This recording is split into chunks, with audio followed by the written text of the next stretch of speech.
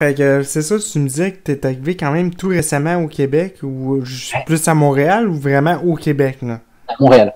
Ok, ben, tu sais, t'étais-tu ailleurs au Québec ou t'es vraiment parti de Paris l'hiver dernier, là? En fait, c'est un peu plus compliqué. J'avais des activités en Pologne, c'est-à-dire voilà, pendant 7 ans, et j'ai tout arrêté.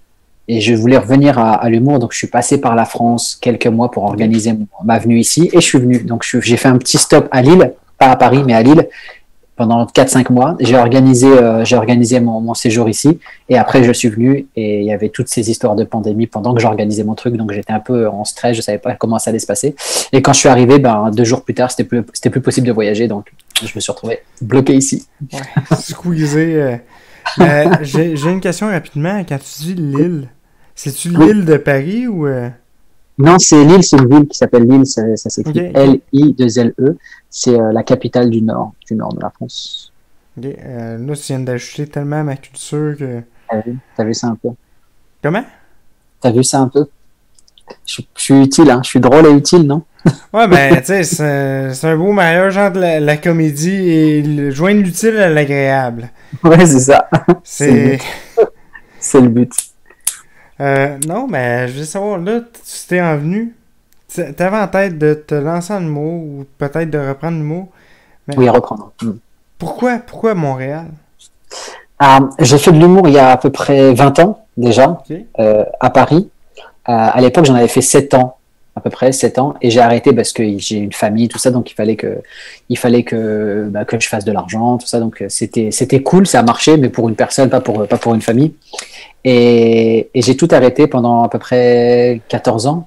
Et je m'y suis remis en fait après ce qui s'est passé pour moi l'année dernière. J'ai eu des petites choses personnelles qui se sont passées et grosse remise en question. Allez, on se remotive et qu'est-ce que j'ai envie de faire dans la vie? Qu'est-ce qui me rend heureux? Voilà, gros questionnement personnel. Et en fait, la vérité, c'était que bah, j'ai toujours adoré l'humour, j'ai toujours voulu faire ça et je m'y suis remis.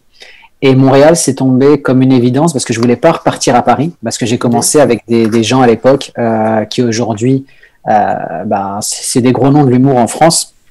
Et il y avait une petite question d'ego, tu sais, je voulais pas repartir à Paris, recommencer à zéro en mode open mic, parce que c'est sûr qu'on se serait vu, c'est sûr qu'on se serait croisé. Non, mon idée c'était de travailler mon stand-up dans l'endroit après Paris où le stand-up est le plus représenté, le mieux représenté, avec un gros potentiel de travail.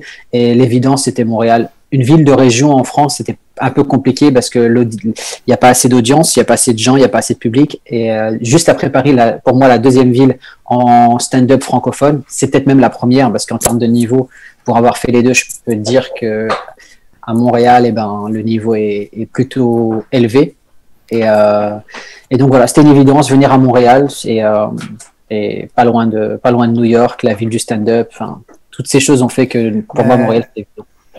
En vrai, je prépare ce podcast depuis 2 semaines. Je travaille jour et nuit là-dessus. T'as vu?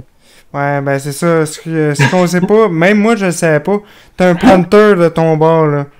Ouais, c'est ça. Pas trop vite, les amis.